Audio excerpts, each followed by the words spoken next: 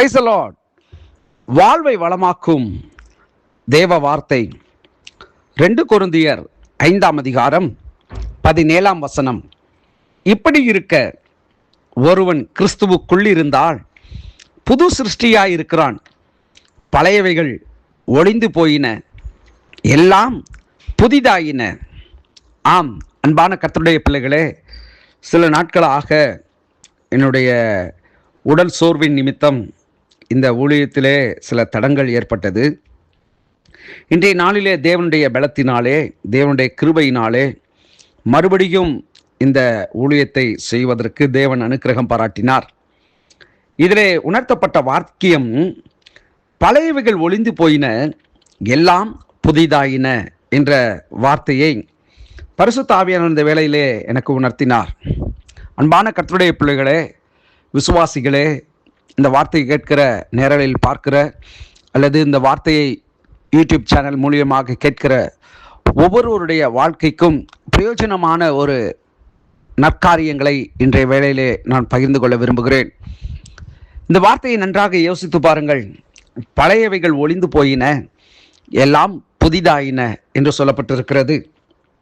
நீங்கள் கலாத்தியர் நிருபத்திலே பார்க்கிற பொழுது 5ஆம் அதிகாரத்திலே மாம்சத்தின் கிரியைகள் வெளியரங்கமாயிருக்கின்றன, அவையாவன விபச்சாரம், வேசித்தனம், அசுத்தம், காமவிகாரம், பில்லிசூனியம், விக்கிரக ஆராதனை, பகைகள், விரோதங்கள், வைராக்கியங்கள், கோபங்கள், சண்டைகள், பிரிவினைகள், மார்க்கபேதங்கள், பொறாமைகள், கொலைகள், வெறிகள், களியாட்டுக்கள் முதலானவைகளே என்று சொல்லப்பட்டிருக்கிறது. இப்படிப்பட்டவைகளை செய்கிறவர்கள் தேவனுடைய ராஜ்யத்தை சுதந்தரிப்பதில்லை என்று முன்னே நான் சொன்னது போல இப்பொழுதும் உங்களுக்கு சொல்கிறேன் என்று அப்போஸ்தலனாகிய பவுல் நினைவூட்டுகிறார். அப்போ நாம் 2 கொரிந்தியரிலே வாசித்த வார்த்தையை பார்க்கிற பொழுது, ஒருவன் கிறிஸ்துவுக்குள் இருந்தால் அவன் புது சிருஷ்டியாய் இருக்கிறான் என்று சொல்லப்பட்டிருக்கிறது. பழையவைகள் எல்லாம் ஒளிந்து போயின என்று சொல்கிறது. நம்முடைய வாழ்க்கையிலே பழைய காரியங்கள் அப்படின்னு சொன்னா, இந்த கலாத்தியர் நிருபத்திலே 5ஆம் அதிகாரத்திலே நாம் வாசித்த மாம்சத்தின் கிரியைகள் என்று நாம் எடுத்துக்கொள்ளலாம். இதிலே 17 காரியங்கள். ஒருவேளை இப்படிப்பட்ட காரியங்களை நாம் செய்கிறவர்களாக இல்லாமல் இருக்கலாம். ஆனால் நம்முடைய வாழ்க்கையிலே பொறாமைகள், எரிச்சல்கள், சில வைராக்கியங்கள், சண்டைகள், இதை போன்ற காரியங்கள் நம்முடைய வாழ்க்கையிலே ஒட்டி உறவாடி கொண்டே இருக்கிறது. இப்படிப்பட்டவைகளை செய்கிறவர்கள் தேவனுடைய ராஜ்யத்தை சுதந்தரிப்பதில்லை என்று வேத வாக்கியம் தெளிவுபடுத்துகிறது.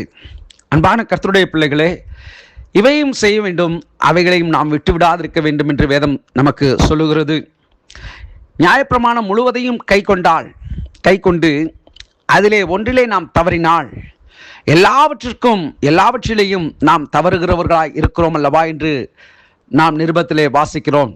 இந்த நாளிலே கர்த்தருடைய பிள்ளைகளே, கர்த்தருடைய ஆவியானவர் என் உள்ளத்திலே கொடுத்திருக்கிற பாரமும் ஏக்கமும் என்னவென்று சொன்னால், தேவனுடைய பிள்ளைகளாகிய நாம் பரிசுத்தத்தில் இன்னும் நாம் ஒரு படி மேலே இருக்கிறவர்களாய் காணப்பட வேண்டும், மன்னிக்கிறவர்களாய் இருக்க வேண்டும், இரக்கமுள்ளவர்களாய் இருக்க வேண்டும், அன்பு செலுத்துகிறவர்களாய் இருக்க வேண்டும், ஒருவருக்கொருவர் நாம் புத்தி சொல்லி கொண்டு அவருடைய வாழ்க்கையை நாம் கட்டக்கூடியவர்களாய் காணப்பட வேண்டும் என்று சொல்லி பரிசுத்த ஆவியானவர் எனக்குள்ளே ஊடுருவுகிற காரியத்தை இப்பொழுது நான் உங்கள் மத்தியிலே பேசுகிறேன்.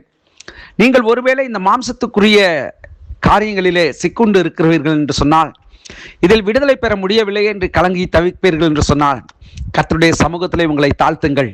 கர்த்தர் நிச்சயமாக பழையவைகளை அவர் ஒளிந்து போக பண்ணுவார்.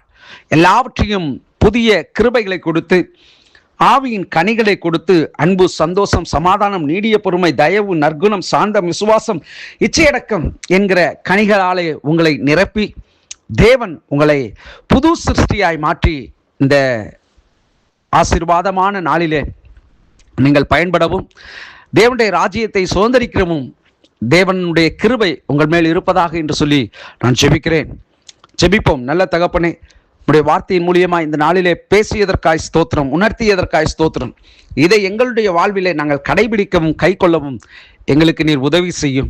இந்த வார்த்தையை யாரெல்லாம் கேட்கிறார்களோ அவர்களுக்கு இது பிரயோஜனமாகவும் இதை மற்றவர்களுக்கும் பகிர்ந்து கொள்ளவும் அப்பா நீர் உதவி செய்யும். எங்கள் வாழ்க்கையிலே சில நேரங்களிலே தவறுகிற காரியங்கள் பெரிய ஒரு இழப்பை எங்கள் வாழ்க்கையிலே உண்டு பண்ணுகிறதையா.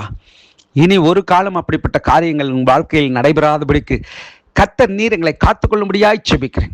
ஆசீர்வதியும். கிறிஸ்து இயேசுவின் நாமத்தில் ஜெபிக்கிறேன் நல்ல பிதாவே. ஆமேன், ஆமேன். God bless you.